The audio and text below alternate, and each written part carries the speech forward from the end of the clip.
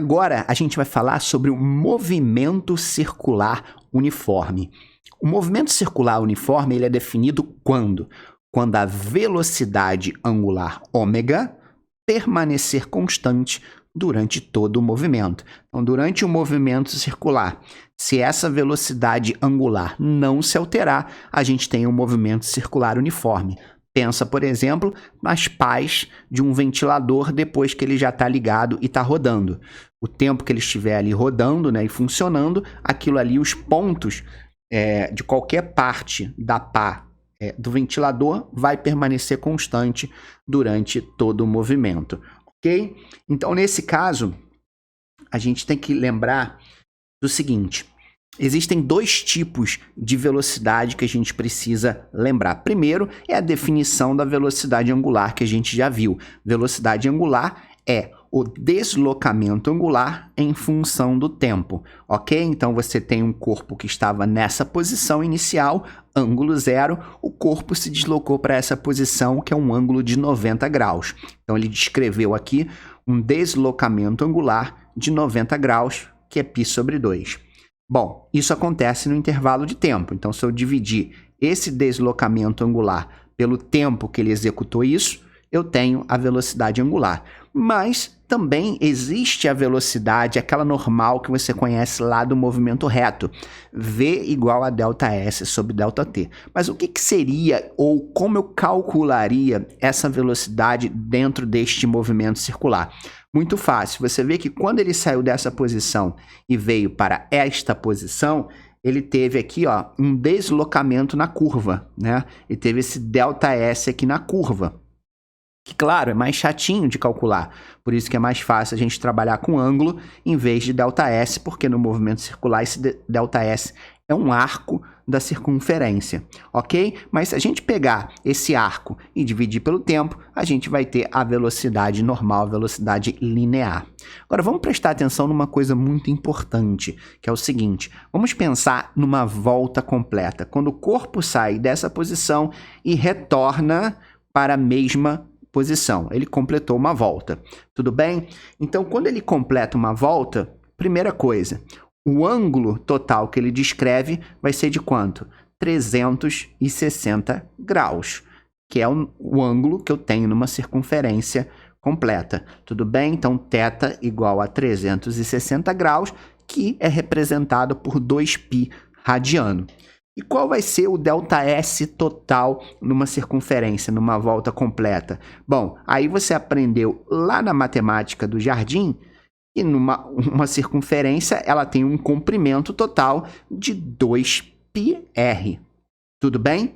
E claro, como a gente está trabalhando com uma volta completa, a gente sabe que quando o corpo sai dessa posição e completa uma volta, esse tempo é um tempo especial que a gente chama de período e representa pela letra T maiúscula, certo? O que a gente vai fazer agora, que são duas fórmulas muito importantes dentro do movimento circular uniforme? A gente vai pegar o θ e substituir aqui dentro da velocidade angular, vai substituir o tempo por T grande, porque a gente está trabalhando com uma volta completa, e vai fazer a mesma coisa para o ΔS e para o ΔT, ok? Então, fazendo primeiro para a velocidade angular vai ser o ângulo que ele descreve numa volta completa, que é 2π, divididos pelo tempo que ele demora para completar uma volta, que é T maiúsculo, certo? E aí, quando você lembra lá do movimento circular, você sabe que frequência e período são grandezas inversas,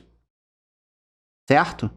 Então, neste caso, esse 1 sobre t aqui pode ser descrito como frequência. Por isso, 2π sobre t e 2πf são equivalentes. Tudo bem? Agora eu vou fazer a mesma coisa para a velocidade. Na velocidade, a gente tem a distância percorrida, o ΔS, numa volta completa é 2πr, então coloquei 2πr aqui, e o tempo de uma volta completa é o t grande, é o período, então 2πr sobre t. E mais uma vez, o 1 sobre t pode ser substituído pela frequência. Então, essas duas expressões são muito importantes e usadas em alguns exercícios, tá? E você é esperto, você vai perceber que, por exemplo, aqui, Esse carinha aqui, o 2π sobre t, quem é esse cara? 2π sobre t é o próprio ômega. Então, aqui eu tenho uma outra expressão super importante dentro do movimento circular uniforme. V igual a ômega vezes R. Então, velocidade linear e velocidade angular estão relacionadas por essa expressão V igual a ômega R. Agora, vamos falar de uma parte muito importante que cai em Enem, cai bastante em vestibular, que é a transmissão de movimentos. Nesses dois GIFs animados, você está vendo um tipo dos dois que existem, tá? Que no caso aqui é quando eu tenho duas polias ligadas por uma correia, tá? E aqui eu tenho duas rodas dentadas, tá? E aí você vê que quando uma gira, a outra vai girar também. Porém, a física desses dois exemplos é a mesma, que são polias ligadas por uma correia ou rodas dentadas, e a gente ainda tem uma segunda situação, que é quando eu tenho duas rodas acopladas pelo mesmo eixo. Então, a gente vai ver a física de cada uma delas. Então, vamos começar com a principal, a que mais aparece em exercícios, que é a polia ligada ou polias ligadas por uma correia ou rodas dentadas. Então, aqui eu tenho a polia número 1, que tem um raiozinho menor, R1. Tenho aqui uma polia número 2, com um raiozinho maior, R2. E essas duas polias estão ligadas por uma correia. Então, quando uma polia começa a girar, a outra vai girar juntos, porque elas estão conectadas por essa correia. Agora, o que eu posso descobrir de interessante aqui? Vamos pensar num ponto que está localizado aqui na correia e um outro ponto que está localizado aqui na correia. A correia, ela está se movimentando. Então, suponha que esse ponto se desloque dessa posição para essa posição.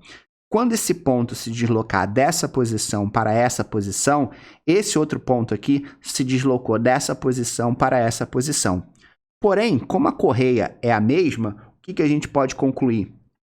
Que a distância que esse ponto vai andar daqui até aqui é a mesma distância que esse ponto vai andar daqui até aqui.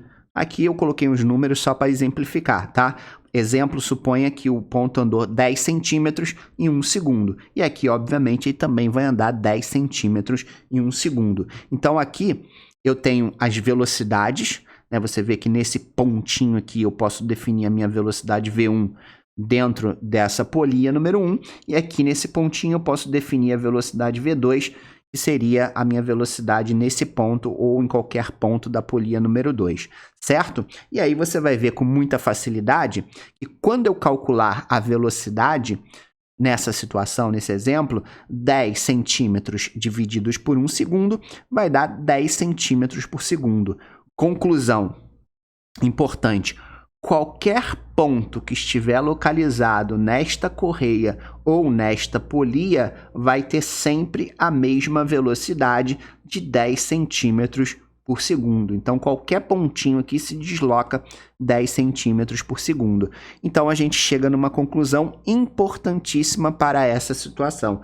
Ou seja, nesse caso, lembrando aqui, vamos lembrar dessas formulazinhas que a gente vai usar daqui a pouco, a gente pode escrever com muita propriedade que a velocidade deste ponto aqui, tá, que eu estou chamando de V1 na polia número 1, vai ser igual à velocidade neste ponto aqui da polia número 2, que eu chamei de V2.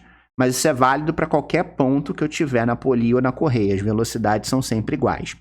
Agora, vamos lembrar que velocidade é ômega-r e substituir do lado esquerdo ômega-r e do lado direito ômega-r também, ok?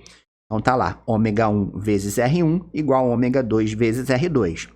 Mas o que é o ômega? É a velocidade angular.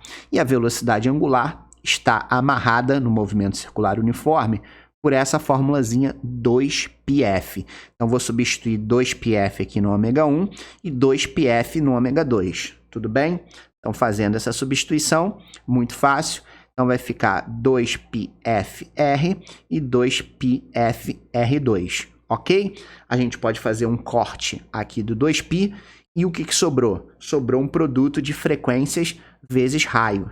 Então, isso significa o quê? Que a frequência de rotação da primeira polia vezes o raio da primeira polia vai ser igual à frequência de rotação da segunda polia vezes o raio da segunda polia. Então, essa expressão aqui é bastante usada em exercícios de transmissão de movimentos, quando eu tenho polias ligadas por uma correia ou rodas dentadas. E qual seria agora a segunda situação? A segunda situação seria quando eu tenho duas rodas que estão acopladas pelo mesmo eixo. Tá? Então, eu tenho aqui um eixo que vai girar e vai fazer com que essas duas rodas, aqui representada pelas cores verde e amarelo, que vão rotacionar também. Então, a roda menor tem um raio R1 e a roda maior tem um raio R2, ok? Então, qual seria a física por trás desse tipo de movimento?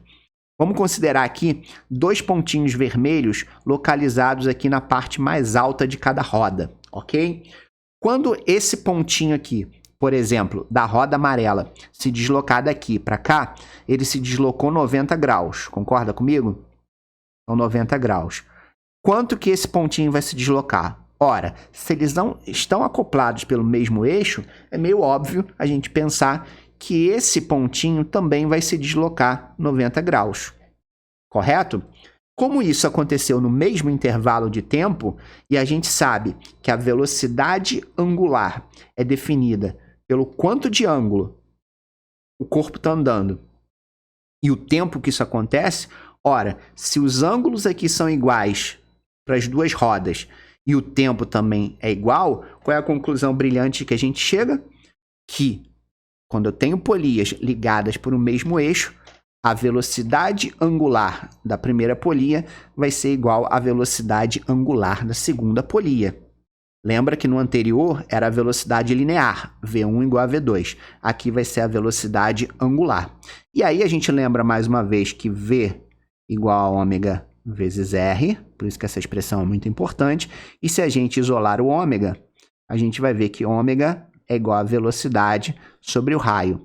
E aí, substituindo V sobre R aqui e V sobre R aqui, a gente chega nessa expressão V1 sobre R1 igual a V2 sobre R2. Lembrando que essa expressão é muito menos importante do que a anterior que a gente viu, tá? Mas pode ter algum exercício ou outro que vai aparecer isso daí, ok? E pra gente... E agora a gente vai falar da bicicleta. A bicicleta nada mais é do que uma aplicação dos dois tipos de movimento, de transmissão de movimentos que a gente estudou. Ou seja, quando você tem duas polias ligadas por uma mesma correia e quando você tem duas polias ligadas pelo mesmo eixo. Essa parte aqui a gente chama de coroa, que é onde tem o pedal, onde você pedala a bicicleta. Na parte de trás, essa correia fica ligada numa catraca e essa catraca fica ligada numa roda. Quando a catraca começa a girar, a roda vai girar juntos. Então, o que acontece aqui entre a catraca e a coroa? Entre a catraca e a coroa estão ligadas pela mesma polia. Como a gente viu, a velocidade V vai ser igual em qualquer ponto da catraca e da coroa e da correia, certo? E como catraca e roda estão ligadas pelo mesmo eixo, como a gente viu na teoria, o ômega, a velocidade angular, é igual das duas, certo? Então vamos estudar aqui e encontrar algumas respostas muito legais que caem bastante em exercícios. Tá? Geralmente, você sabe que no cotidiano existem aquelas bicicletas que são as bicicletas de marcha. As bicicletas de marcha, ela tem aqui o raio da catraca que você pode alterar quando você aperta um botãozinho no guidão. E você também pode alterar a posição que essa correia vai estar em coroas diferentes, ou seja, em raios diferentes. E a mudança desses dois faz com que ou você ande mais rápido, ou você tenha mais força na bicicleta. Então, geralmente, nos exercícios, ele pergunta qual é a combinação entre raio de coroa e raio de catraca para eu ter a maior velocidade possível, para eu correr o máximo com a minha bicicleta com o mesmo número de pedaladas. Então, a gente vai ver isso agora. Então, vamos começar a nossa análise pensando em catraca e coroa. Então, entre catraca e coroa, a velocidade V é igual em qualquer ponto. Então, eu posso escrever tranquilamente que a velocidade da catraca é igual à velocidade da coroa, certo? Agora, a gente vai lembrar mais uma vez daquela expressão super importante, que V igual a ômega vezes R, e trocar aqui na velocidade da coroa por ômega da coroa vezes o raio da coroa. E aí, qual é a conclusão que a gente chega? Repara que a velocidade da catraca está de um lado da equação em cima e o raio da coroa está do outro lado da equação também em cima. Então, essas duas grandezas são o quê? Diretamente proporcionais. Quanto maior for o raio dessa coroa, maior vai ser a velocidade da catraca. Então, aqui a gente já chega à nossa primeira conclusão. Para que a velocidade seja a maior possível, a gente tem que posicionar, né, aqui a nossa correia de tal forma que ela atinja a coroa mais externa dessa parte que fica o pedal. Tá? Então, a gente tem que colocar aqui na coroa que vai ter o maior raio possível. Então, isso faz sentido aí com a nossa lógica, né? Se eu botar o maior raio possível aqui, eu vou ter a maior velocidade. Beleza. Agora é que vem a pegadinha que muita gente erra. E na parte de trás? Na parte de trás, onde eu tenho roda e catraca, a gente já sabe que o ômega vai ser igual para os dois. A velocidade angular de roda e catraca, elas são literalmente iguais, certo? E aqui eu vou só dar uma isolada no ômega, e aí você sabe que ômega igual a V sobre R. Então, substituindo isso para catraca, então ômega da catraca vai ser a velocidade da catraca divididos pelo raio da catraca.